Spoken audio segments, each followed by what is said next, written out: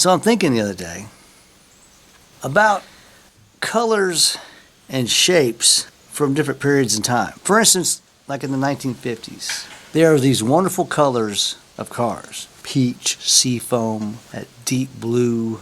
You don't see those anymore. There were shapes. Herman Miller, a great furniture designer, architect back in the time, made shapes that you don't see anymore. Shapes from the 60s, shapes from the 50s. So why do colors and shapes change from generation to generation?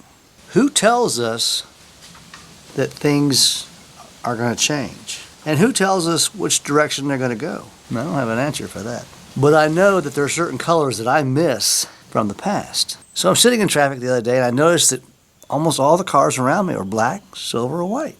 There's no color. Isn't that odd? Why have we abandoned color in most of our vehicles? Why does furniture change its shape?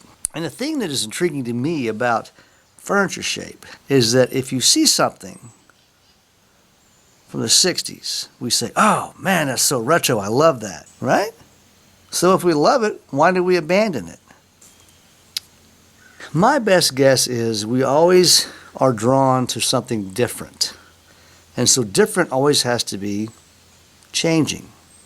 So if everyone's coffee table looks like 2010 coffee table, when someone comes out with a new shape, well, we got to have that.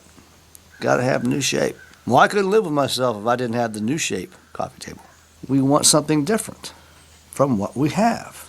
I guess if we didn't, we all would be using the first coffee table we ever had, right? Well, provided the coffee table was indestructible. So I guess we're moved by what is different, by what we don't have. So if everyone has a car that is silver, black, or white, perhaps that new bronze color is what everyone's going to want. But you have to be careful. You can't drag something up from the past and they say, oh, that's retro. That's not new, that's retro. Faux pas. But then sometimes retro's cool. Go figure. I would like the colors to come back from the 50s, 60s. But hey, that's just me. But it's intriguing to me what moves us as human beings and our wants and our desires for all things consumable. So if you've got an opinion, let me know, because I am intrigued about why we move the way we move.